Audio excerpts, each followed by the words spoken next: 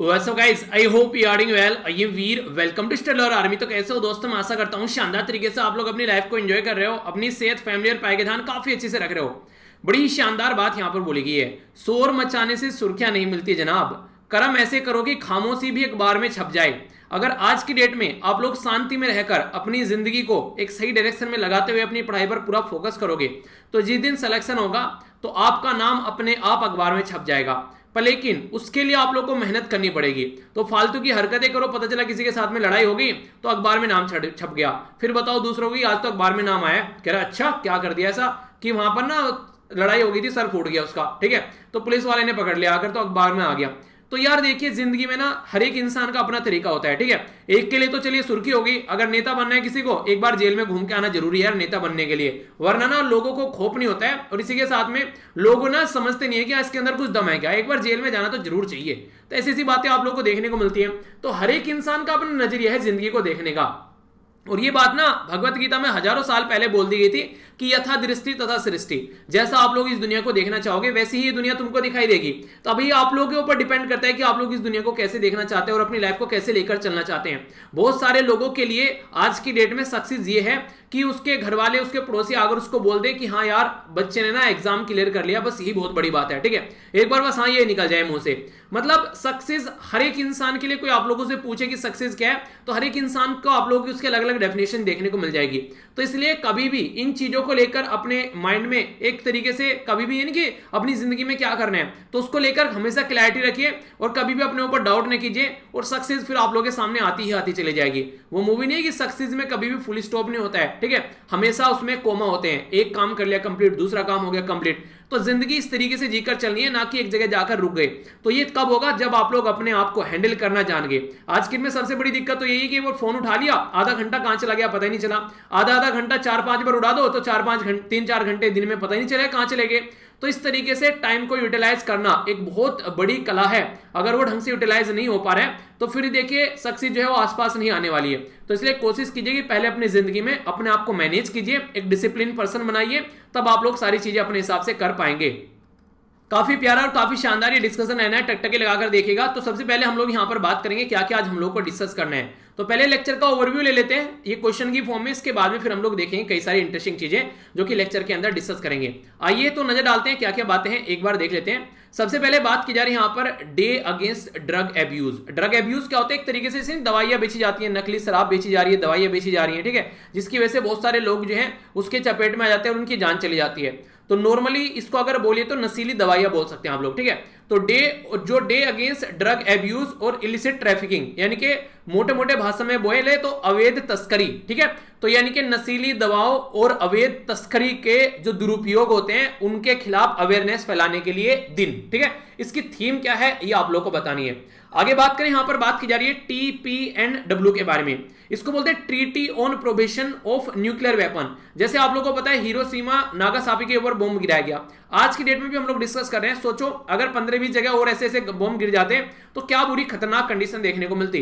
तो इसलिए इसको प्रोहिबिशन मतलब रोकना है कि कोई इस तरीके इसके ऊपर काम ना करे। तो इसके चलते इसको एक और नाम से पुकारा जाता है, दूसरा नाम कई बार आप लोगों ने सुना भी होगा, ये दूसरा नाम बताइए क्या है, फिर हम लोग इसके बारे में डिस्कस करेंगे डिटेल में आर्टिकल हो, ठीक है। CPAP, तो इसकी फुल फॉर्म क्या है यहाँ पर, ये है क्या पहले मैं आप लोगों को बता देता हूँ। यहाँ पर ये एक तरीका ट्रीटमेंट मेथड है, यानी कि एक सॉल्यूशन निकालता है। अगर कोई पेशेंट, अगर कोई बीमार आदमी जिस तरीके से सो रहा है और स्लीपिंग टाइम में उसको सांस लेने में दिक्कत हो रही है, यानी कि सोता सोता इंसान जो होता है सांस रुक गई और इंसान निकल गया, तो इसकी वजह से कई बार दिक्कत निकल कर आती है। तो उस प्रॉब्लम को बेसिकली अगर देखें तो स्लीपिंग टाइम में जब ब्रीथिंग प्रॉब्लम होती है तो इसको बोलते हैं यहाँ पर स्लीप एपनिया, ठीक है। तो ये इस बीमारी को सॉल्यूशन निकालने के लिए यहाँ पर ये ट्रीटमेंट है। तो ये क्या है इसके बारे में समझेंगे। आप लोगों ने देखा कई सारे लोग खर्राटे देते हैं, तो खर्राटे का भी बेसिकली मतलब ये होता है कि इंसान जो है सांस लेने में थोड़ा टाइट एक तरीके से दिक्कत आ रही है, एक तरीके से वो जितनी प्रॉपर नॉर्मली सांस आनी चाहिए वो नहीं देखने को मिल रही है, ठीक है, ये यहां पर बात की जा रही है। तो जानेंगे आखिर क्या दिक्कत है, समझेंगे कई सारी बातें इसके बारे में। नेटो, इसको बोलते हैं नॉर्थ अटलांटिक ट्रीटी ऑर्गेनाइजेशन, एक तरीके ऐसी ऑर्गेनाइजेशन है जो कि ऑल ओवर वर्ल्ड को एक तरीके से देखती रहती है, नजर रखती है। ये यूरोपियन जो कंट्री है और जो यूएसए है उसका मिलाकर एक ग्रुप है। तो ये सारा देखते हैं कि कोई भी अगर इसके जो मेंबर है उसके खिलाफ कोई आवाज उठाता है तो ये सारे उसके ऊपर झड़प पड़ते हैं, ठीक है। तो ये है नॉर्थ अटलांटिक ट्रीटी अलायंस भी इसको नॉर्मली बोल दिया जाता है। टोटल कितने मेंबर है इसके ये बताना है। काफी ज्यादा न्यूज में 2017 में मोंटेनिग्रो जुड़ा था, 2020 में एक कंट्री जुड़ी है अभी रिसेंटली, उस कंट्री का नाम नॉर्थ से स्टार्ट होता है, नॉर्थ लगा हुआ इसके पहले, कंट्री का नाम आप लोग बताइए, ठीक है, देखता हूं कौन कौन बताता है। अगर बात करें इंटरेस्टिंग, तो ये न्यूज में किस लिए, क्योंकि अभी यूक्रेन जो है वो यहां पर जद्दोजहद कर रहा है इसका पार्ट बनने के लिए, तो यूक्रेन भी अगर ऐड हो जाता है तो एक और मेंबर जुड़ जाएगा, तो फिर कितने होंगे तो वो भी जानेंगे। तो काफी ये इंटरेस्टिंग डिस्कशन है, इसके बारे में हम लोग समझेंगे। यूनाइटेड नेशन जो है, जिसको यूएन नॉर्मली शॉर्ट फॉर्म में आप लोग बोलते हैं, इमरजेंसी रिलीफ कोऑर्डिनेटर, इनका नाम है मार्क लोकुक। तो इनके द्वारा अभी बोला गया कि जो टिग्रे रीजन है यहां पर, ये इसमें काफी लार्ज स्केल पर फेमिन देखने को मिल रहा है, यानी एक तरीके से वाइड स्प्रेड यहां पर काफी लार्ज स्केल पर वाइड स्प्रेड हो रहा है, काफी लार्ज स्केल पर जो महामारी है, तो उसको रोकना जरूरी है, वरना बहुत सारे लोगों की जान जा सकती है। ये टिग्रे रीजन कई बार आप लोगों ने सुना भी होगा, न्यूज में भी था, इसके बारे में मैंने एडिटोरियल भी डिस्कस किए थे, आर्टिकल डिस्कस किया आप लोगों से। ये किस कंट्री का रीजन है ये आप लोगों को बताना है। मैं बेस्ट क्वेश्चन बन जाएगा, 3-4 रीजन दे देंगे मैच कर, और दे तो दिया भी जाता है स्टेट पीसीएस में, अगर आप लोगों ने क्वेश्चन देखे होंगे बता देंगे कि मैच करो कौन से एरिया का ये रीजन है। छोटी छोटी बातें हैं पर लेकिन क्वेश्चन गलत कर बैठते हो फिर, ठीक है, तो इसलिए रिवीजन करते रहना चाहिए। Ministry of port shipping and waterways जो है, ये बेसिकली एक मिनिस्ट्री के साथ मिलकर एमओयू साइन किया गया है। एमओयू बोलते हैं मेमोरेंडम ऑफ अंडरस्टैंडिंग। तो यहां पर ये है बेसिकली सी प्लेन सर्विस को इंडिया में डेवलप करने की बात की जा रही है। अब ये 2 क्वेश्चन हो गए इसके अंदर, एक तो ये मिनिस्ट्री बतानी है कौन सी काम कर रही है शिपिंग एंड वाटरवेज के साथ मिलकर, दूसरा आप लोगों को ये बताना है कि सबसे पहले हमारी कंट्री में जो ये सी प्लेन सर्विस जो है ये इंडिया के अंदर में ये सबसे पहले कहां पर स्टार्ट की गई थी। तो यहां पर साबरमती रिवर के फ्रंट पर स्टार्ट की गई थी, कहां से कहां तक का ये आप लोगों को बताना है। सरदार वल्लभ भाई पटेल जी की स्टेचू के बारे में पता है, तो हाँ उसी पर्टिकुलर एरिया की बात की जा रही है आसपास के, ठीक है, तो इतना हिंट दे दिया। अब क्वेश्चन का आंसर आप लोग बताएगा। उड़े देश का आम नागरिक, उड़ान बोला गया नॉर्मल भाषा में इसको, यानी कि आम इंसान, यानी कि हवाई चप्पल पहनने वाले इंसान को हवाई जहाज में बैठाने की बात की गई थी प्राइम मिनिस्टर नरेंद्र मोदी साहब के द्वारा। तो इसके चलते एक रीजनल कनेक्टिविटी की स्कीम यहां पर लाई गई। तो ये जो मिनिस्ट्री ऑफ सिविल एविएशन है वो यहां पर काम कर रही है, ठीक है। तो आप लोगों को ये बताना है कि ये जो मिनिस्ट्री ऑफ सिविल एविएशन काम कर रही है, ये जो स्कीम है ये कब लॉन्च की गई थी हमारी कंट्री में, ये इंपॉर्टेंट है, ठीक है। अगर बात करें 31st एडिशन जो इंडिया थाईलैंड कोऑर्डिनेटेड पेट्रोल, जिसको INTHAICORPAT, ठीक है, तो ये एक्सरसाइज का नाम है यहाँ पर, ये इंडिया और थाईलैंड के बीच में है, तो इंडियन नेवी और थाईलैंड नेवी, तो एक नेवल एक्सरसाइज होगी यहाँ पर। ये अभी किस रीजन में ये कंडक्ट कराई गई, और ये रीजन रिसेंटली काफी ज्यादा न्यूज में भी है, ठीक है, तो इसके बारे में आप लोग को बताना है। तो काफी प्यारा, काफी शानदार, काफी इंटरेस्टिंग डिस्कशन होगा। आइए आगे बढ़ते हैं।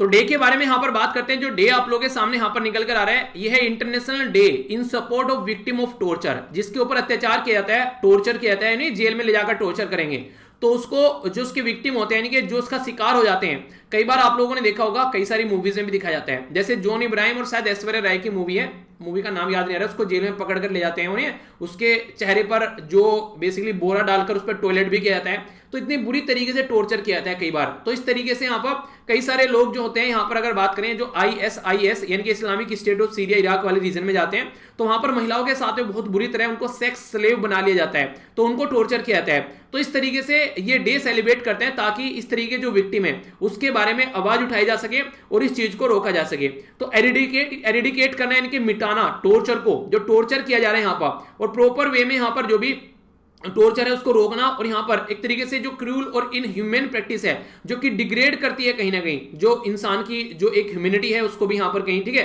तो उसके चलते उसका प्रॉपर उसको रोकना चाहिए और पनिशमेंट मिलना चाहिए अगर कोई ऐसी हरकतें करता हुआ पाया जाता है। तो इसके लिए जो डे है ये 26 ये जून को सेलिब्रेट किया जाता है अवेयरनेस फैलाने के लिए, ठीक है।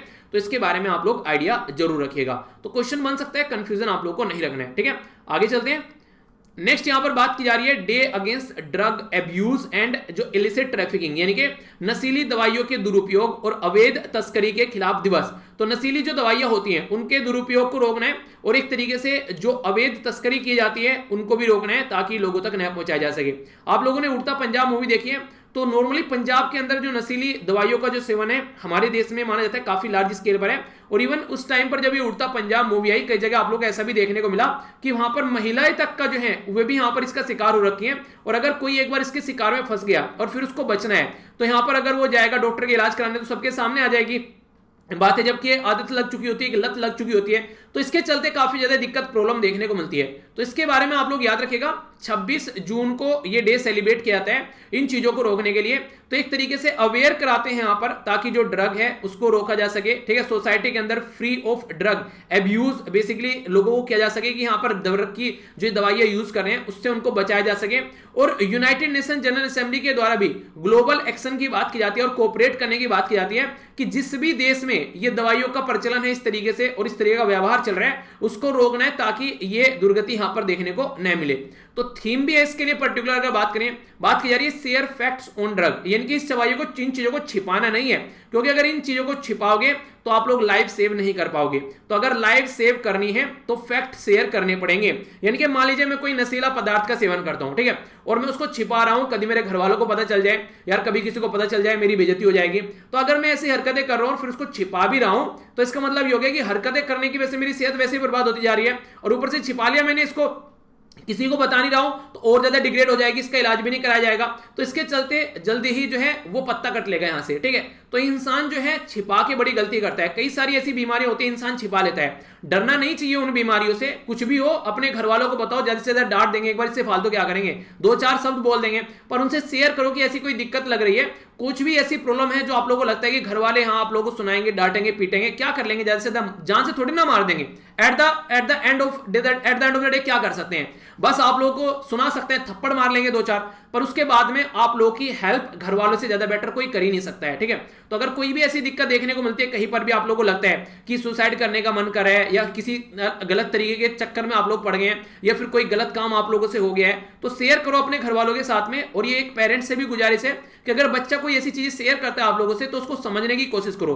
कोई भी अपने मन से गलती नहीं करता है, गलती हो जाती है। अब उसने गलती की है तो कम से कम ये देखो उसका सोल्यूशन क्या निकल सकता है। अब आगे से गलती न हो, वो चीजें और न बढ़े, तो वो चीजें आप लोगों को समझनी है, ठीक है।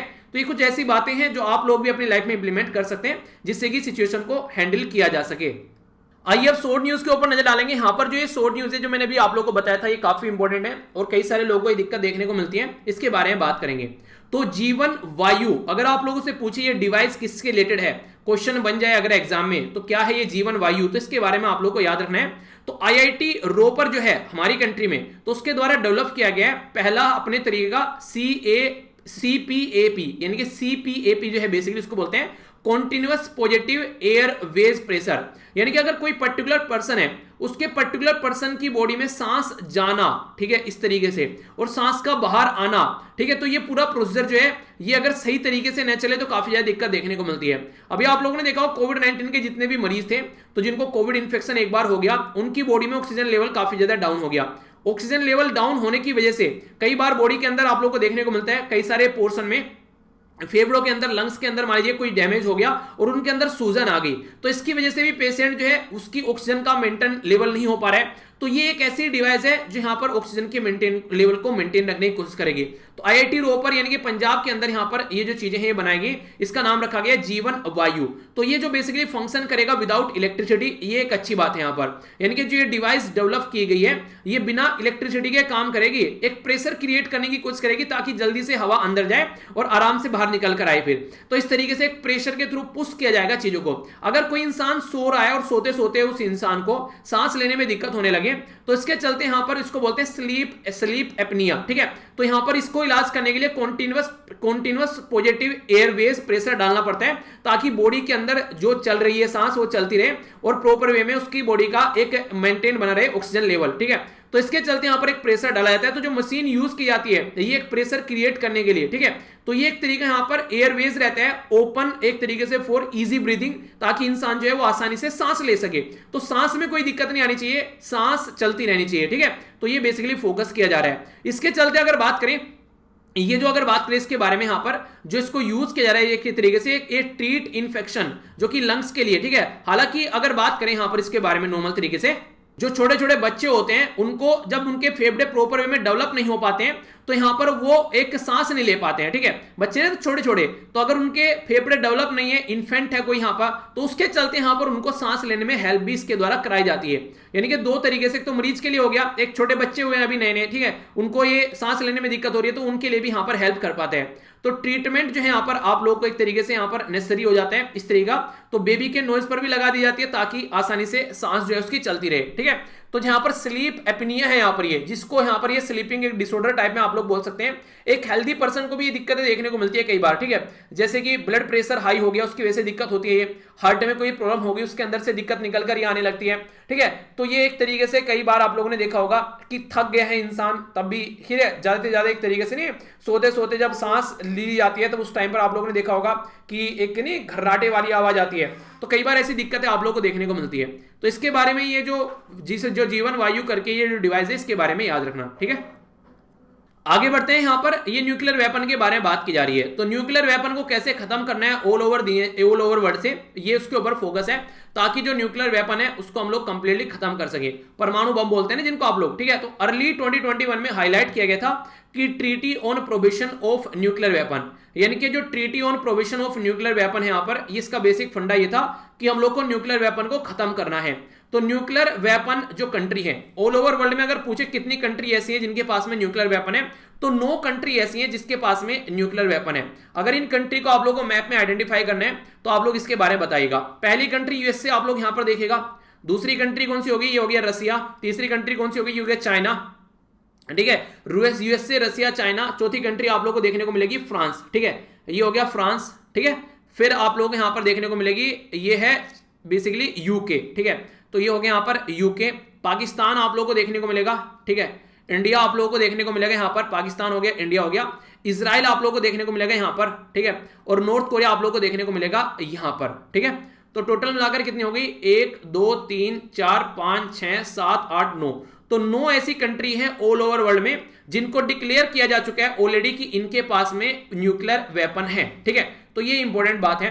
तो यहां पर जो आर्म स्टेट है, यहां पर जो कंट्री है जिनके पास में न्यूक्लियर वेपन है, तो कोशिश ये की जाती है कि उनको न्यूक्लियर नॉन प्रोलिफरेशन ट्रीटी का पार्ट बना जाए। आगे कोई और कंट्री यहां पर कोई भी ऐसा न्यूक्लियर वेपन बनाने की कोशिश न करे जिससे दुनिया को नुकसान पहुंच सके काफी ज्यादा।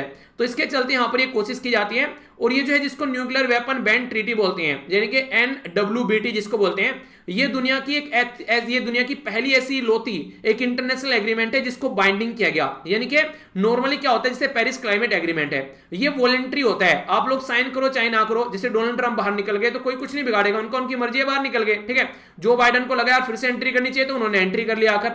तो कोई पकड़ नहीं रहा है आप लोगों को, ठीक है। थोड़ी बेइज्जती होगी वो एक अलग बात है, पर लेकिन कोई जबरदस्ती नहीं कर सकता आप लोगों के साथ में।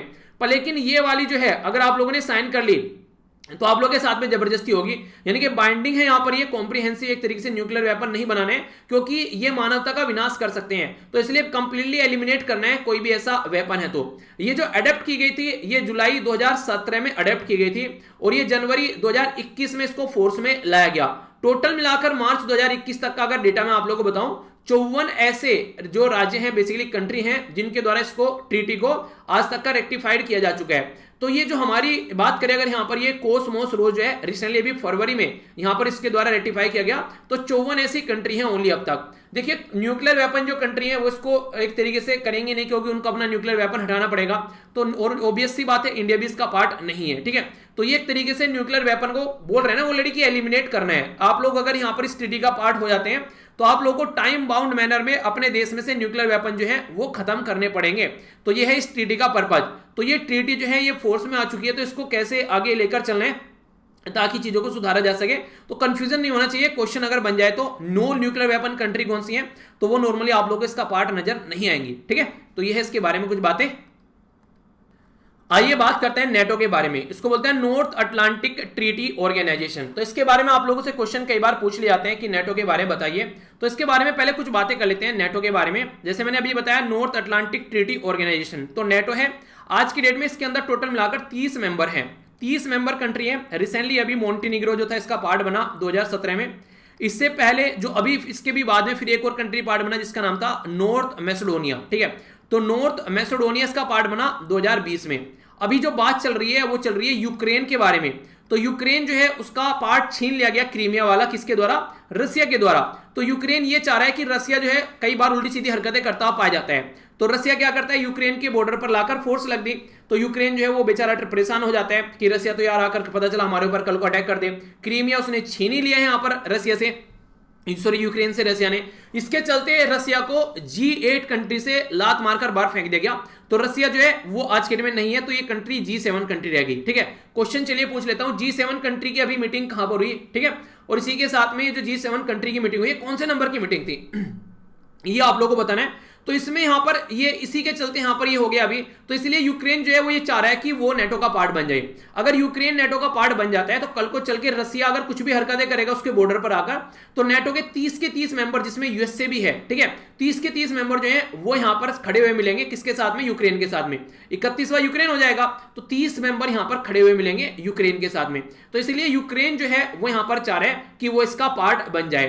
तो नॉर्थ अटलांटिक ट्रीटी ऑर्गेनाइजेशन जो है, इसको नॉर्थ अटलांटिक अलायंस के नाम से भी इसको जानते हैं। ऑब्जेक्टिव यही है कि एक तरीके से मिलिट्री अलायंस है नॉर्थ अमेरिका और यूरोपियन कंट्री की, ताकि यहां पर कलेक्टिवली ये डिफेंस कर सके मिलकर। यहां पर इस तरीके से कोई म्यूचुअल डिफेंस एग्रीमेंट में रहते हैं। अगर किसी एक के ऊपर अटैक होता है तो यहां पर एक तरीके से एक्सटर्नल पार्टी को सारे रेस्पॉन्स करेंगे मिलकर उसके ऊपर, है नहीं कि बंदर की तरह सारे कूद पड़ेंगे उसके ऊपर कि बचना है तो बचा लो। ठीक है, तो यहां पर ये ब्रसेल्स जो बेल्जियम है उसके अंदर आप लोगों को इसका हेडक्वार्टर देखने को मिलेगा। 30 जो कंट्री मैंने अभी आप लोगों को यहां पर बताई, इसके अंदर अगर आज के दिन में आप लोग बात करिए तो कौन कौन कंट्री है नॉर्मल तरीके से अगर आप लोगों को याद रखना है, तो नॉर्थ अमेरिका, तो कॉन्टिनेंट कौन कौन सा है, तो मैप अगर एक बार आप लोग देखेगा तो जो नॉर्थ अमेरिका है, नॉर्थ अमेरिका में से आप लोग यहां पर कनाडा और यूएसए देखने को मिलेंगे। ये हो गया कनाडा और ये हो गया यूएसए। बाकी अगर यूरोप के बारे में बात करें तो यूरोप में आप लोगों को नॉर्मली यहां पर यूरोपियन यूनियन के 28 मेंबर आप लोग यहां पर देखने को मिल जाते हैं। ठीक है, तो 28 मेंबर जो है यूरोप के आप लोगों को देखने को मिलेंगे, और एक आप लोगों को देखने को मिलेगा यहां पर जो ऐसा है जो यूरोप के अंदर भी है, एशिया के अंदर भी है, वो है तुर्की, जो कि रिसेंटली अभी काफी न्यूज में था। क्योंकि तुर्की का जो छोटा सा जो छुटुक सा जो पोर्शन है ना यहाँ पर, ये वाला पोर्शन, ये एशिया के अंदर, ये यहाँ पर यूरोप के अंदर आता है, बाकी एशिया के अंदर आता है। तो जो कंट्री यूरोप के अंदर भी आती है और एशिया के अंदर भी आती है, उस कंट्री को यूरेशियन कंट्री बोल देते हैं। ठीक है, इसी के साथ में रसिया भी एक ऐसी कंट्री है, रसिया भी यूरोप और एशिया के अंदर आती है, तो यूरेशियन कंट्री हो गया। तो यूरेशियन कंट्री तुर्की है, यूरोप की 28 कंट्री है। ठीक है, बाकी आप लोग यहां पर देखने को मिलेगा जो कि यहां पर नॉर्थ अमेरिका में कनाडा और यूएसए। ठीक है, तो 31 नहीं हुए क्योंकि जो 28 मेंबर मैंने बोला है वो 28 में से एक मेंबर तुर्की है, जो कि यूरोप के अंदर भी आता है और एशिया के अंदर भी आता है। तो अगर आप लोगों से कोई पूछने लगे कि क्या भैया नॉर्थ अटलांटिक ट्रीटी ऑर्गेनाइजेशन के अंदर NATO के अंदर क्या कोई एशिया का मेंबर भी है, तो आप लोग बोल सकते हैं जी हाँ, जो है एक एशिया का मेंबर है नेटो के अंदर जिसका नाम है तुर्की। ठीक है, तो इस तरीके से आप लोग कंफ्यूजन आना नहीं है यहाँ पर। तो इसीलिए कहते हैं कि कॉन्सेप्ट अगर क्लैरिटी माइंड में रहेगी तो फिर कंफ्यूजन आप लोगों को नहीं होगा। तो ये कई बार न्यूज में आती है ऑर्गेनाइजेशन, तो इसके बारे में कुछ बातें याद रखिएगा। तो क्यों न्यूज में फिर से अभी नेटो के द्वारा जो लीडर के द्वारा बोला गया है, डिक्लेयर किया गया, चाइना जो है यहाँ पर ये एक कांस्टेंट तरीके से कॉन्टिन्यूअसली एक सिक्योरिटी चैलेंज बन गया है। चाइना जो है वो कोशिश ये कर रहा है कि जो अंडरमाइन किया जा सके ग्लोबल ऑर्डर को, यानी कि अपनी दादागिरी चला रहा है। कभी इंडिया के सर पर आकर बैठ जाता है, कभी साउथ चाइना सी में, कभी फिलीपीन के, कभी तो यहाँ पर वियतनाम के। तो ऐसी ऐसी हरकतें की जा रही है चाइना के द्वारा। ठीक है, तो ये इस तरीके की वजह से यहां पर ये न्यूज में रहता है। ठीक है, तो इसके बारे में आइडिया रख सकते हैं आप लोग। ये काफी इंपॉर्टेंट न्यूज आप लोगों के लिए हो सकती है। यहां पर बात की जा रही है IPC के बारे में। तो यहां पर इंडियन पिनल कोड है क्या? इंडियन पिनल कोड नहीं है, इसको बोलते हैं यहां पर basically integrated food security phase certification. ठीक है, तो इसके द्वारा क्या बोला गया है अभी यहाँ पर IPC के द्वारा, जिसको इंटीग्रेटेड फूड सिक्योरिटी, यानी कि खाने की सिक्योरिटी होनी चाहिए, इसका एक सर्टिफिकेट इनके द्वारा दिया जाता है। उसमें ये बोला जो टिग्रे वाला रीजन है इथियोपिया का, उसके अंदर बेसिकली महामारी भुखमरी आप लोगों को देखने को मिलेगी, क्योंकि टोटल जो पॉपुलेशन है उसकी वो 6 मिलियन है, यानी कि टोटल पॉपुलेशन जो है वो 60 मिलियन है, वो 60 लाख है, 6 मिलियन का मतलब 60 लाख। ठीक है, तो इस 60 लाख के अंदर से लगभग 3.5 लाख जो पॉपुलेशन है वो बुरी हालत में है, यानी कि वो जो है यहाँ पर महामारी का शिकार बन सकती है जल्दी। अगर आप लोग देखिए, ये हो गया इथियोपिया, अदिस अबाबा इसकी कैपिटल है। इसका जो रीजन है ये हो गया टिग्रे रीजन। टिग्रे जो है यहाँ पर ये बेसिकली कई बार झड़प भी रहती है टिग्रे और जो इथियोपिया के बीच में, ये बेसिकली और एरिट्रिया के बीच में। ठीक है, तो ये याद रखेगा। अगर आप लोगों से पूछे कोई होर्न ऑफ अफ्रीका में कौन कौन सी कंट्री आती है, तो ये आप लोगों को याद रखना है, ये एरिट्रिया हो गया, जिबूती हो गया, डी साइलेंट है यहाँ पर, जिबूती बोलते हैं इसको। ठीक है, इथियोपिया, सोमालिया आप लोगों को देखने को मिलेगा, गल्फ ऑफ एदन हो गया, ये रेड सी हो गया, और यहाँ पर आप लोगों को यमन देखने को मिलेगा। यहां पर हो गया सुडान, ये हो गया साउथ सुडान, ये हो गया डेमोक्रेटिक रिपब्लिक ऑफ कोंगो, ये हो गया युगांडा, ये हो गया केनिया, और ये हो गया सोमालिया। ठीक है, एक बच्चा कह रहा है कि सर मैप तो ऐसा लग रहा है आपने आंख बंद करके याद रख, आंख बंद करके याद हो गया आपको। ठीक है यार, 2016 से ना मैं पढ़ा रहा हूं। ठीक है, और 2016 से जब से मैं पढ़ा रहा हूं तब से आप लोगों ने देखा हो कितनी बार मैं आप लोगों को मैप दिखाता हूं। अब आंख बंद करके भी मैं कंट्री को बता सकता हूं कि ये कंट्री वहां पर है। तो ये चीजें ऐसे नहीं आती कि एकदम आ गई मुझे, ठीक है। मैं माँ के पेट से सीख के नहीं आया था, मैंने चीजों को करना स्टार्ट किया। चीजें जिस तरीके से अगर आप लोग फॉलो करना स्टार्ट कर देंगे तो ये चीजें आपकी भी इतनी ही ज्यादा तैयार हो जाएंगी जितनी मेरी हो गई है। तो ऐसा नहीं है कि यहाँ पर कोई किसी को मंत्र मिला हुआ है, बस हाँ ये है कि थोड़ा मेहनत करनी पड़ती है। जब भी आप लोगों को डाउट आए तुरंत मैप पर जाओ कूद कर और तुरंत देखो कि कहां पर है ये लोकेशन। ऐसे करते रहो करते रहो करते रहो, कुछ टाइम बाद में आप लोग खुद पता चल जाएगा कि कितनी अच्छी आप लोगों की तैयारी हो गई है, ठीक है। तो यहां पर बात की जा रही है कि एक तरीके से जो सिक्योरिटी है, फूड सिक्योरिटी है, उसके ऊपर ध्यान देना है। डिसीजन मेकिंग को खासकर अगर ध्यान नहीं दिया तो भूखे मर जाएंगे लोग। फूड सिक्योरिटी, न्यूट्रिशन या फिर लाइवलीहुड, यानी कि जो लोगों को जॉब वगैरह मिले, खाना वगैरह मिले, उसके बारे में बात की जा रही है। जब यहां पर नेचर ऑफ जो सीवियरिटी देखने को मिलती है, क्राइसिस या फिर जो इंप्लीकेशन है यहां पर, तो उसको स्ट्रेटेजिकली अगर रेस्पॉन्स करेंगे तो ही चीजें निकल कर आएगी। तो ये सारे स्केल हैं जो यहां पर चेक किए जाते हैं। तो यहां पर जो इंटीग्रेटेड फूड सिक्योरिटी और फेज सर्टिफिकेशन है, ये ओरिजिनली जो डेवलप किया गया था सोमालिया के लिए किया गया था। सोमालिया ना, नीचे अभी आप लोगों ने देखा ये सोमालिया, तो इसके लिए डेवलप किया गया था। पर लेकिन अभी यहां पर ये यूथोपिया के लिए भी यूज कर लिया, क्योंकि इसके पड़ोस में यहां पर ये तो United Nation food and agriculture organization, जिसको फूड सिक्योरिटी जो एनालिसिस यूनिट है, उसके द्वारा यहां पर सोमालिया के लिए किया गया था। पर अब सेम बात बोल दी किसके लिए, इथोपिया के जो टिग्रे वाला रीजन है, ठीक है। तो इसके बारे में यहां पर ये बात की जा रही है।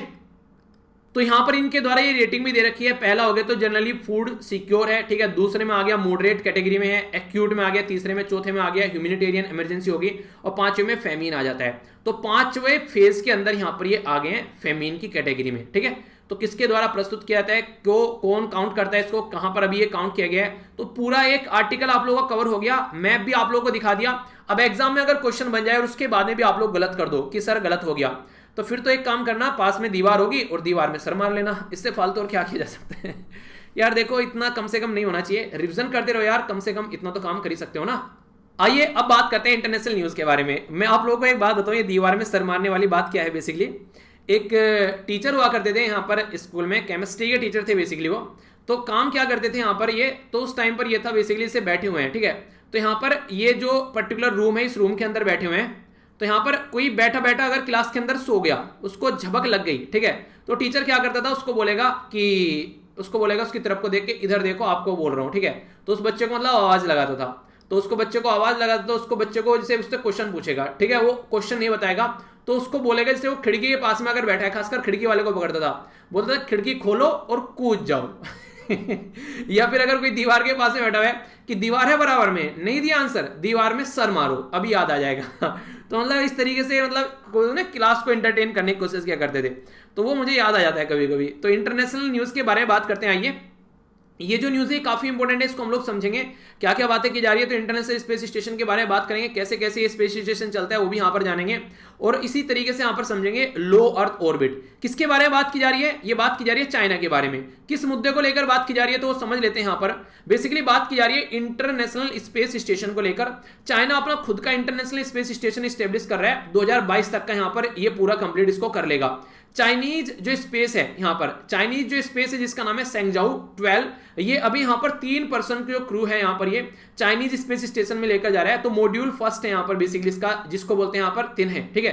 तो ये पर्टिकुलर इनके सिस्टम है जिसको चलकर यहां पर ये अपना खुद का इंटरनेशनल स्पेस स्टेशन तैयार कर रहे हैं। तो यहां पर जो तिन है, जो यहां पर तेंजाऊ जो 2 है यहां पर ये कार्गो, ये बेसिकली सप्लाई प्रोवाइड करेगा स्पेस स्टेशन में। और जो यहां पर बोला गया सेंगजाऊ जो 12 है यहां पर ये क्राफ्ट जो है कनेक्ट कर रहे हैं यहां पर, ये जो जिसका नाम रखा है तिन है, बेसिकली जो त्यान है बोल सकते हैं आप लोग इसको। ये स्पेस स्टेशन जो मॉड्यूल है यहां पर ये, तो यहां से इसको यहां तक जाने में बेसिकली जो इससे टेक ऑफ किया गया तो गोबी डेजर्ट से टेक ऑफ किया गया, ठीक है। तो आफ्टर 6 आवर यहां पर पहुंचा। तो याद रखिएगा गोबी डेजर्ट जो है वो कहां पर है, वो है चाइना के अंदर में। सहारा डेजर्ट कहां पर है ये आप लोगों को बताना है। सहारा किस कॉन्टिनेंट के अंदर पड़ता है, क्या इंडिया के अंदर भी कोई ऐसा डेजर्ट यानी कि मरुस्थल है, आप लोग ये बताइए। चलिए देखता हूं किस किस को पता है। तो 3 मेंबर यहां पर पहुंचेंगे जो कि लगभग 3 महीने स्पेंड करेंगे इसमें, जिसको बोला गया यहां पर, जिसको बोला गया तियान है, ठीक है। तो इसके अंदर जाएंगे तो लगभग यहां पर 340 किलोमीटर से लेकर 380 किलोमीटर की एवरेज डिस्टेंस पर रहेगा ये अर्थ से। तो रहता कहां पर है बेसिकली, ये लो अर्थ ऑर्बिट में रहता है। तो लो अर्थ ऑर्बिट कहां है, जो पृथ्वी से जो इसकी डिस्टेंस रहेगी ये लगभग 1000 किलोमीटर के दूर रहती है। इसके अंडर आप लोगों को देखने को मिलेगा।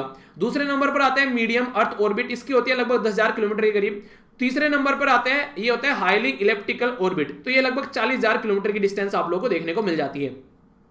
तो जो ये लो अर्थ ऑर्बिट रहता है, ये लगभग 1000 किलोमीटर की डिस्टेंस पे पृथ्वी से ऊपर जाकर ये स्टडी करते हैं चीजों के बारे में, यानी कि एक तरीके से देखेंगे यहाँ पर स्पेस स्टेशन में रहेंगे, तो आगे चलकर अगर स्पेस में कोई प्रोजेक्ट छोड़ने वाले चांद पर जाना है तो उसके लिए तैयारी करेंगे यहाँ पर कि चांद पर जाकर क्या कंडीशन बन सकती है।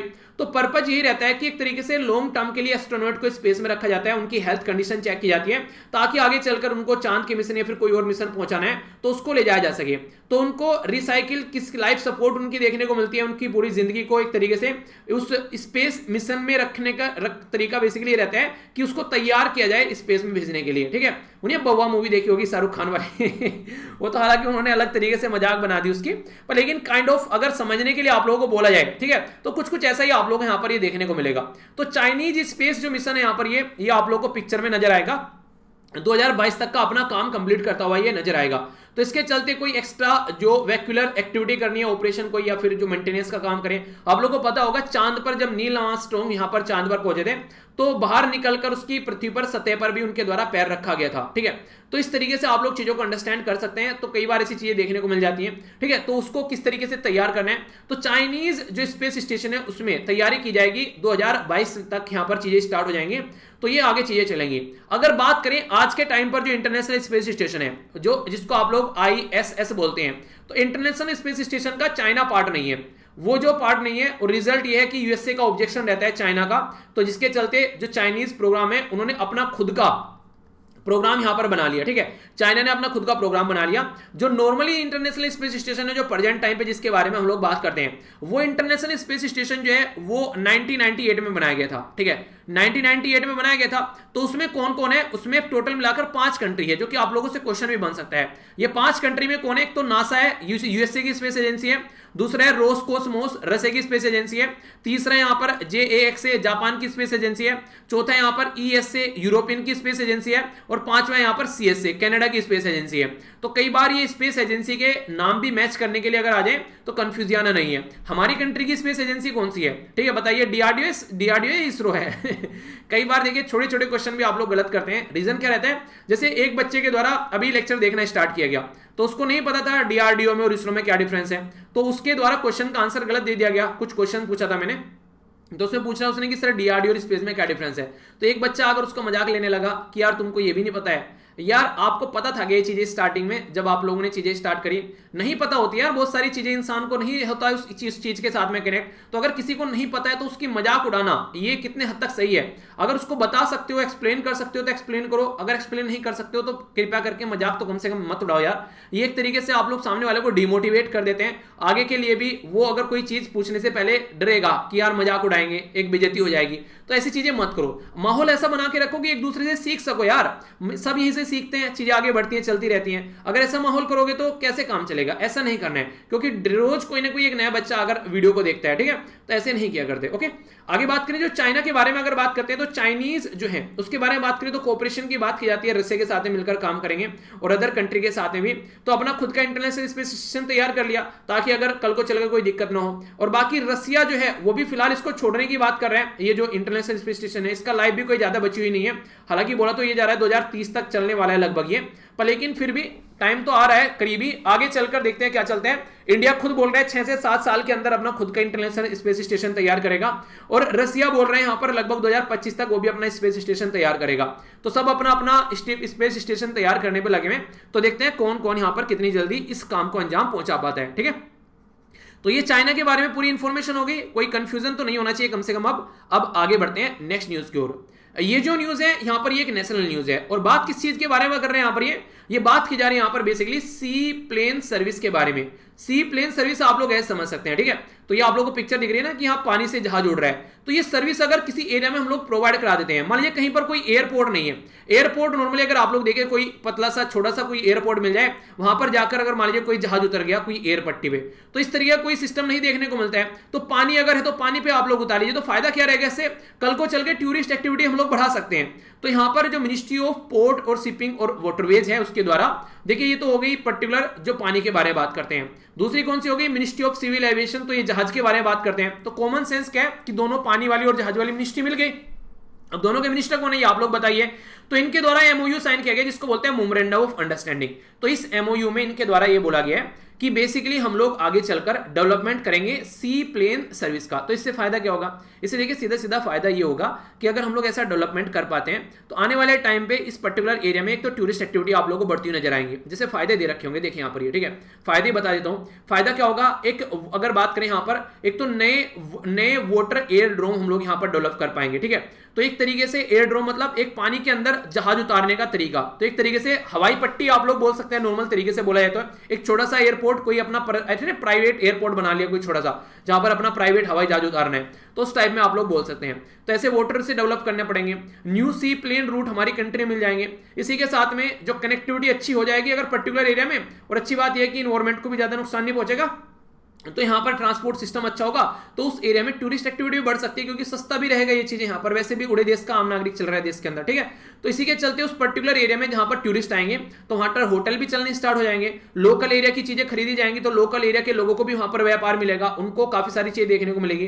कई सारी कंट्री ऐसी है जैसे सिंगापुर हो गया, स्विट्जरलैंड हो गया, इनकी कंट्री जो है टूरिज्म के ऊपर टिकी हुई थी। हालांकि अभी कोविड-19 के चलते इंपैक्टेड हुई है, पर लेकिन फिर भी काफी लार्ज स्केल पर आप लोग अंडरस्टैंड कर सकते हैं। इसी के चलते वाटर एयरपोर्ट जो है वो यहाँ पर आप लोगों को देखने को मिलेंगे। इसके चलते हेल्थ, एजुकेशन, कम्युनिटी, हाउसिंग, सारी चीजें आप लोग यहाँ पर बेसिकली चीजें बढ़ती हुई नजर आएगी।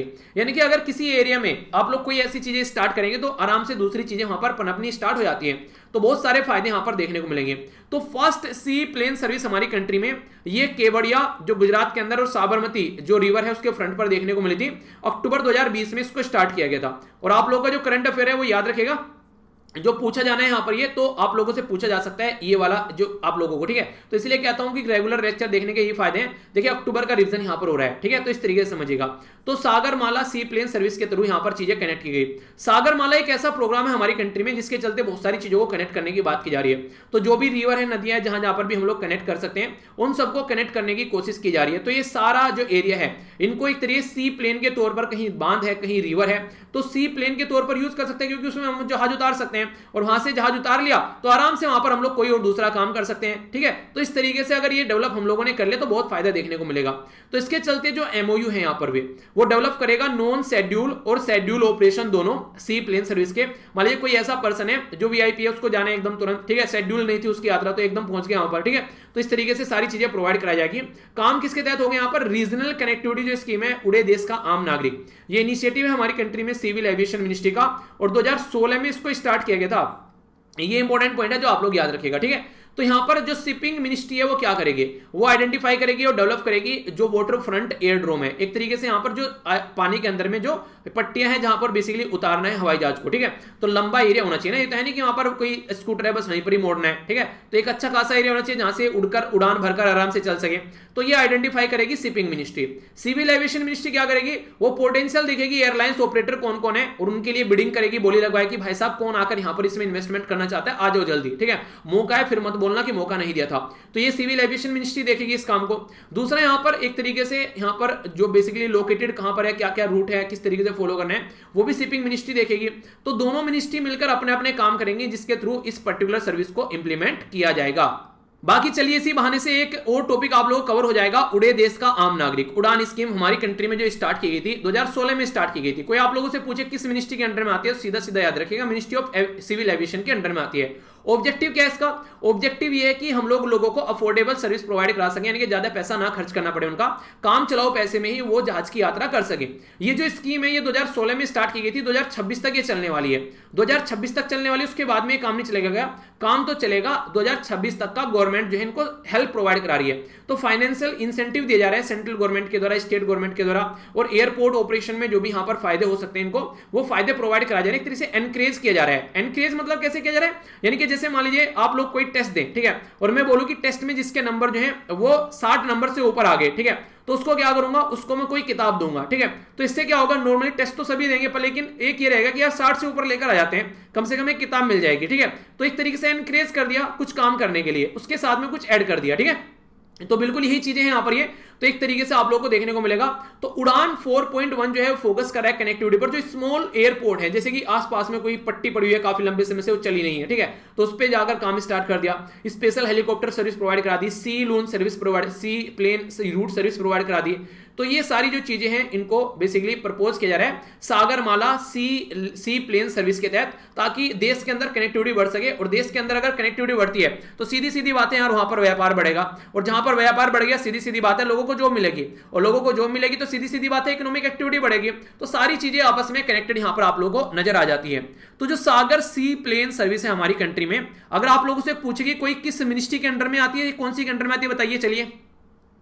सागरमाला सी प्लेन सर्विस जो है वो किसके अंडर आती है? दो मिनिस्ट्री हैं, एक तो है मिनिस्ट्री ऑफ सिविल एविएशन, एक है ministry of port shipping and waterways. तो किसके अंडर में आते हैं? सिविल एविएशन या फिर पोर्ट शिपिंग, ये इसके अंदर आती है। तो सही आंसर आप लोग बताइए कौन देखता हूं कौन सही आंसर देता है। ठीक है, चलिए बताइए, आप लोगों के लिए क्वेश्चन है ये। ठीक है, बता दूंगा आगे चलकर थोड़ा, तब तक आप लोग इसमें एफर्ट डालिए कि हाँ किसके अंडर आती होगी। ठीक है, तो एक तरीके से स्पेशल पर्पज व्हीकल है यहाँ पर ये, जिसके तहत हम लोगों ने ऑपरेशन स्टार्ट किए हैं ताकि अपनी कंट्री में एक उड़ान स्कीम को ढंग से इंप्लीमेंट किया जा सके। ठीक है, तो उसके बारे में है, याद रखिएगा इसके बारे में। ओके, हल्का सा तो आइडिया कम से कम होना चाहिए। ठीक है, चलिए बता देता हूं, ये basically ministry of port shipping and waterways के अंडर में आती है। ठीक है, तो कंफ्यूजन आप लोगों को नहीं रखना है। ओके, आइए आगे चलते हैं नेक्स्ट न्यूज की ओर। ये जो न्यूज है चेन्नई कन्याकुमारी इंडस्ट्रियल कॉरिडोर के बारे में बात की जा रही है। इंडस्ट्रियल कॉरिडोर जैसे कि कनेक्टिविटी बढ़ाने की बात करें, मान लीजिए मैं बोलूं कि यहां से यहां तक इसको कनेक्ट करना है। ठीक है, ये पर्टिकुलर रीजन है वैसे मैप में, इसको कनेक्ट करना है। जैसे मान लीजिए आप लोग यहां से चलिए, ठीक है, ये पर्टिकुलर पंजाब से चले और यहां पर वेस्ट बंगाल के अंदर जा रहे हैं, इसको कनेक्ट करना है। अगर ये रोड डेवलपमेंट हम लोगों ने कर दिया शानदार तरीके का, आने जाने में कोई दिक्कत नहीं है, पूरी रात भी आप लोग यहां पर ट्रेवल कर सकते हैं, बिल्कुल कचाकच तरीके से यहां पर जाया जा सकते हैं। तो इससे फायदा क्या रहेगा? फायदा ये रहेगा इसके आसपास में होटल बनना स्टार्ट हो जाएंगे, इसके आसपास में स्कूल, इसके आसपास में कोई और इंडस्ट्री, कोई आईटी इंडस्ट्री डेवलपमेंट होना स्टार्ट हो जाएगा। तो ये ऐसी चीजें अगर डेवलप की जाती है जहां आने जाने का रास्ता सुगम बनाया जाता है, तो फिर बहुत सारी चीजें जो है उसके आसपास में डेवलप होने लगती हैं। तो इसलिए इनको इंडस्ट्रियल कॉरिडोर का नाम दे देते हैं, क्योंकि इनकी वजह से इंडस्ट्री डेवलप होने लगी है। तो इंडस्ट्रियल कॉरिडोर एक इकोनॉमिक एक्टिविटी होती है जिसके आसपास में जो ट्रांसपोर्ट कॉरिडोर रहता है उसकी कनेक्टिविटी के साथ में, जैसे कि बेसिकली अगर देखें इकोनॉमिक सेंटर बन जाते हैं। ठीक है, यानी कि कई तरीके की सर्विस प्रोवाइड करानी स्टार्ट कर दी जाएगी, इकोनॉमिक एक्टिविटी उसके आसपास में होने लगी, तो वो चीजें आप लोगों को देखने को मिलती है। कई सारे छोटे छोटे अर्बन क्लस्टर बनने लगते हैं, आसपास में डेवलपमेंट होने लगते हैं। तो इस तरीके से हमारी कंट्री में टोटल मिलाकर 5 इंडस्ट्रियल कॉरिडोर जो है वो डेवलप किए जा रहे हैं। ठीक है, जो कि आप लोग यहां पर देख भी सकते हैं, जैसे दिल्ली से मुंबई हो गया, अमृतसर से कोलकाता हो गया, ये अमृतसर से कोलकाता वाला हो गया। ठीक है, इस तरीके से देख सकते हैं, दिल्ली से मुंबई वाला यहां पर हो गया। तो इस तरीके से क्वेश्चन आप लोगों से बन जाए तो आप लोगों को कंफ्यूज नहीं होना है। ठीक है, तो कई बार ऐसे क्वेश्चन आप लोगों से पूछ लिए जाते हैं। अभी यहां पर किसके बारे में हम लोग बात करें, तो यहां पर बात की जा रही है चेन्नई से लेके और यहां तक का कन्याकुमारी तक का। ठीक है, तो ये चेन्नई से लेके कन्याकुमारी तक का ये वाला जो कॉरिडोर है, इसके डेवलपमेंट के बारे में यहां पर हम लोग बात कर रहे हैं। तो क्वेश्चन आप लोगों से क्या क्या बन सकता है, तो कौन इसको हेल्प कर रहा है बनाने के लिए, तो एशियन डेवलपमेंट बैंक है जिसको एडीबी बोलते हैं, उसको साथ में गवर्नमेंट ऑफ इंडिया के द्वारा एक यहां पर 484 जो मिलियन यूएसडी डॉलर है उसका लोन साइन किया गया तमिलनाडु इंडस्ट्रियल कनेक्टिविटी प्रोजेक्ट के लिए। तो इसके चलते चेन्नई कन्याकुमारी इंडस्ट्रियल कॉरिडोर आप लोगों को देखने को मिलेगा। तो इसके चलते बेसिकली जो यहाँ पर ये लोन रहने वाला है स्ट्रेटेजिक रहेगा 2030 तक, जो बेसिकली ये लोन लंबे समय तक रहते हैं, ऐसा नहीं कि आज ही लोन दिया और कल ले लेंगे। ठीक है, तो ऐसा कुछ नहीं रहता है। तो यहाँ पर ये सस्टेनेबल भी रहता है, क्लाइमेट के पॉइंट ऑफ से, रोड सेफ्टी के पॉइंट ऑफ से, सारी चीजें आप लोगों को अच्छी देखने को मिलेंगी। तो यहाँ पर जो CKIC है यानी कि चेन्नई कन्याकुमारी इंडस्ट्रियल कॉरिडोर जो है यहाँ पर ये पार्ट है इंडिया का ईस्ट कोस्ट इकोनॉमिक कॉरिडोर का, यानी कि जो ईस्टर्न कोस्ट है ना, जो ईस्ट साइड का कोस्ट है, तो उसमें जो कॉरिडोर डेवलप करना है तो उसका ये पार्ट है यहाँ पर ये। तो ये बातें यहाँ पर बोली जा रही हैं। तो ये जो कॉरिडोर डेवलपमेंट का ये काम चलता है, ये काफी इंपॉर्टेंट होता है, बहुत सारे फायदे इससे देखने को मिलते हैं। तो इसके चलते जो इंडस्ट्रियल कॉरिडोर है वो एक तरीके की इकोनॉमिक एक्टिविटी होती है, इससे ट्रांसपोर्ट कॉरिडोर हो गया, कनेक्टिविटी होगी दो मेजर इकोनॉमिक सेंटर के बीच में, जैसे ना दिल्ली और मुंबई के बीच में कनेक्टिविटी कर दी। तो अगर दिल्ली से मुंबई कुछ भी जाना है, सामान आराम से जा पाएगा, कनेक्टिविटी बढ़ जाएगी, तो आसपास में सेंटर की कई सारी चीजें वहां पर देखने को मिले, डेवलप होने स्टार्ट हो जाएंगे सेंटर आसपास में। ठीक है, तो 5 कॉरिडोर के बारे में अभी आप लोगों से बात की।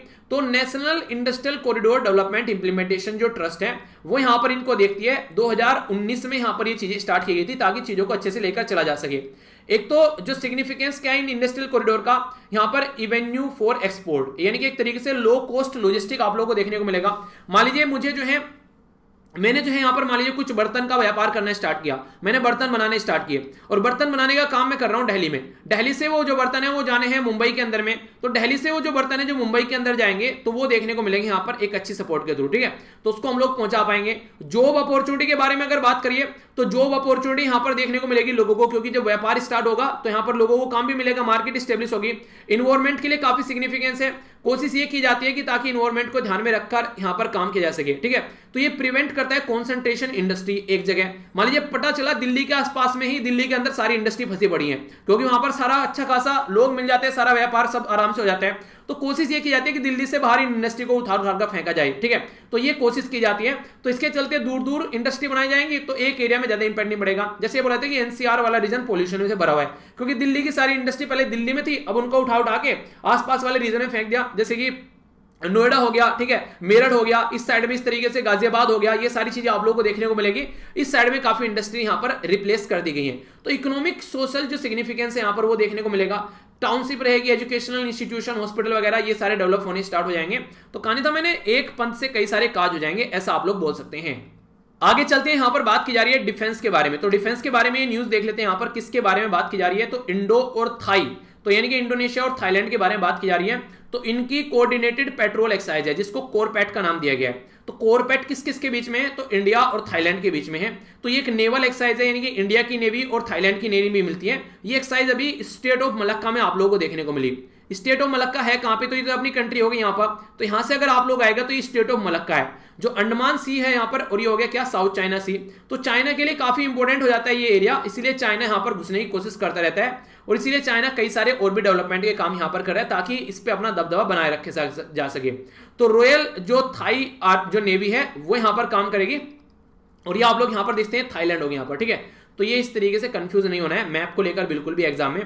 तो इंडिया थाईलैंड ये बेसिकली एक तरीके की जो एक्सरसाइज है कोरपैट, जिसका नाम दिया गया है। तो इंटरनेशनल मैरीटाइम बाउंड्री के तहत यहाँ पर ये आप लोगों को बाउंड्री जो है, ये लाइन ये ट्वाइस ए ईयर देखने को मिलती है 2005 से।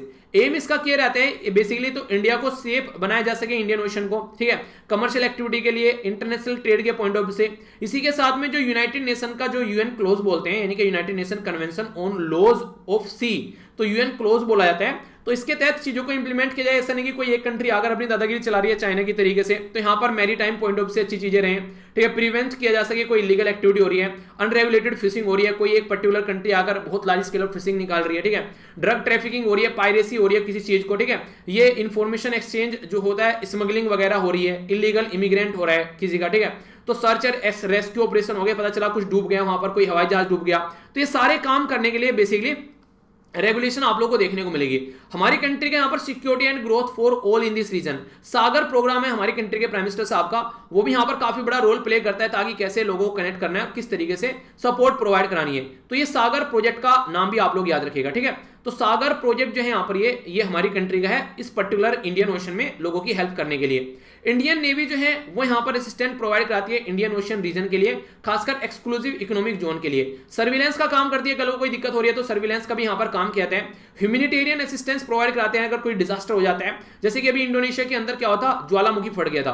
तो ज्वालामुखी फट गया तो इंडिया की जो नेवी है ये भी हेल्प करने के लिए पहुंची। एक पनडुब्बी डूब गई थी साथ कोई सी कंट्री की अभी रिसेंटली, तो कैपेसिटी बिल्डिंग का काम करते हैं। इसी के साथ में इनहेंस की जाती है एक्टिविटी। तो बहुत सारे ऐसी चीजें आप लोग को देखने को मिलेगी। यानी कि अगर इंडियन ओशन पे आप लोग नजर डालेंगे तो हमारी कंट्री जो है वो काफी लार्ज स्केल पर जो आसपास की कंट्री है उसका फायदा पहुंचाती है या फिर उनके साथ में काम करती हुई नजर आती है। ये पर्टिकुलर इस रीजन के बारे में बात की जा रही है। मेडागास्कर यहां तक आप लोगों को चीजें ये हम लोग करते हुए नजर आते हैं, तो इसीलिए यहां पर हमारी कंट्री के लिए काफी इंपॉर्टेंट हो जाता है ये, ठीक है। तो ये था डिस्कशन, 1 मिनट के अंदर अंदर देख लेते हैं क्या क्या हम लोगों ने डिस्कस किया। सबसे पहले तो इंपॉर्टेंट एक मोटिवेशनल कोट हम लोगों ने देखी, फिर इंपॉर्टेंट डे हम लोगों ने डिस्कस किया। पहला तो यहाँ पर टॉर्चर के बारे में बात की, दूसरा यहाँ पर जो बेसिकली हम लोगों ने बात की नशीली दवाइयाँ और अवैध जो तस्करी देखने को मिलती है, तो उसके बारे में हम लोगों ने देखा क्या क्या चीजें सामने निकल कर आती हैं। नेक्स्ट हम लोगों ने बात की यहाँ पर, ये बेसिकली याद रखिएगा जीवन वायु किससे रिलेटेड है और क्यों न्यूज में है, तो पता होना चाहिए। इसी के साथ में न्यूक्लियर जो चीजें हैं उसके बारे में बात की, कौन कौन सी कंट्री के पास में सर्च चीजें हैं न्यूक्लियर वगैरह, वो सारी चीजें हम लोगों ने देखी। तो कोई कंफ्यूजन नहीं होना चाहिए। टिग्रे रीजन के बारे में डिटेल में समझा, मैप बेस्ड क्वेश्चन भी बन जाए तो कंफ्यूजन में आप लोगों को नहीं आना है। तो अगर क्वेश्चन पूछ लिया है तो ये भी आप लोगों को याद रखना है, ठीक है। कई बार आप लोगों से मैप बेस्ड क्वेश्चन भी बन जाता है, ठीक है। तो कोई भी कंफ्यूजन नहीं होना चाहिए। नेटो के बारे में हम लोगों ने जाना, नॉर्थ अटलांटिक ट्रीटी ऑर्गेनाइजेशन जिसको आप लोग बोलते हैं। इसी के साथ में इंटरनेशनल न्यूज में काफी डिटेल में हम लोगों ने समझा चाइना का जो बेसिकली प्रोजेक्ट है उसके बारे में, लो अर्थ ऑर्बिट और कौन कौन सा ऑर्बिट क्या होता है, मिशन के बारे में समझा। तो ये इंटरनेशनल न्यूज में हम लोगों ने काफी डिटेल में चीजें समझी, ठीक है। इंटरनेशनल स्पेस स्टेशन के बारे में बात की है कुछ, ठीक है, वो याद रखिएगा। अगर बात करें नेक्स्ट हम लोगों ने यहाँ पर इंटरनेशनल न्यूज के अंदर सी प्लेन सर्विस के बारे में बात की, किस तरीके से क्या क्या रहता है, ठीक है। तो ये सारी चीजें हम लोगों ने समझी। तो अगर आप लोगों से एग्जाम में भी क्वेश्चन पूछ ले जाए तो कंफ्यूजन में नहीं नहीं आना है। तो काफी सारी इंटरेस्टिंग चीजें थी जो कि आप लोगों को पता होना चाहिए और इनमें डाउट नहीं होना चाहिए एग्जामिनेशन हॉल में जाकर बैठो तो, ठीक है। तो ये हम लोगों ने देखा। इसी के साथ में नेक्स्ट हम लोगों ने जो बात की, ये हम लोगों ने कॉरिडोर के बारे में बात की, कौन कौन से कॉरिडोर है, कैसे कैसे डेवलप कर रहे हैं और क्या क्या काम चल रहा है, तो सारा डिटेल में हम लोगों ने समझा। डिफेंस एक्सरसाइज के तहत इंडिया और जो थाईलैंड के बीच में क्या क्या चीजें चल रही हैं, कौन कौन सा एरिया है, उनके बारे में हम लोगों ने समझा। तो ये टोटल डिस्कशन था। आई होप कि आप लोगों ने एंजॉय किया होगा। अब क्वेश्चन का आंसर आप लोगों को देना है। सबसे पहले बात की जा रही है यहाँ पर थीम बतानी है, जो डे मैंने आप लोगों से पूछा था यहाँ पर। इसी के साथ में ये इसका क्या नाम है यहाँ पर, जिसको treaty on prohibition of nuclear weapon बोलते हैं। एक और नाम है वो आप लोगों को बताना है। CPAP की फुल फॉर्म आप लोगों को बतानी है यहाँ पर। इसी के साथ में नॉर्थ अटलांटिक ट्रीटी के इसके कितने मेंबर हैं, ठीक है। मोंटीनीग्रो के बारे में बात की यहाँ पर 2017 में बना, लेटेस्ट मेंबर 2020 में कौन सा बना ये बताना है। मिनिस्ट्री ऑफ पोर्ट शिपिंग के बारे में बात की जा रही है, कौन सी मिनिस्ट्री के साथ में काम कर रही है सी प्लेन सर्विस के लिए। सबसे पहले यहाँ पर सी प्लेन सर्विस कहाँ पर स्टार्ट की गई, देश के अंदर। उड़े देश का आम नागरिक कब स्टार्ट किया गया। इंडिया और थाईलैंड के बीच में जो एक्सरसाइज है वो किस रीजन में देखने को मिली। तो ये क्वेश्चन के आंसर आप लोगों को देने हैं। थोड़ा सा रिवीजन कर लेते हैं, लंबे समय तक चीजें याद रहेगी। आप लोगों को यहां पर बताना है बेसिकली ये डे ऑफ, यहां पर जो बेसिकली आप लोगों को बताना था यहां per day of C fair, ठीक है। तो डे ऑफ सी फेयर जो है 25 जून को सेलिब्रेट किया जाता है। इसकी थीम क्या है, ठीक है। दूसरा बोला गया जियोग्राफिकली अगर बात करें जो नॉर्दर्न आयरलैंड है वो किस कंट्री में पड़ता है और पॉलिटिकली वो किस कंट्री का पार्ट है। ये क्वेश्चन आप लोगों को बताना है। कौन सा ऑफिस है गवर्नमेंट ऑफ इंडिया का जिसके द्वारा project O2 for India launch किया गया। तो क्वेश्चन बन जाए तो कंफ्यूजन नहीं होना है। अगर बात करें PSA के बारे में, जिसको बोलते हैं यहां पर प्रिंसिपल जो साइंटिफिक एडवाइजर रहते हैं, ठीक है। तो यहां पर सबसे पहले प्रिंसिपल ऑफ साइंटिफिक एडवाइजर हमारी कंट्री में कौन थे, बहुत महान पर्सनैलिटी थे, ये मैंने आप लोगों से डिस्कस किया था। और करंट कौन है, के विजन राघवन।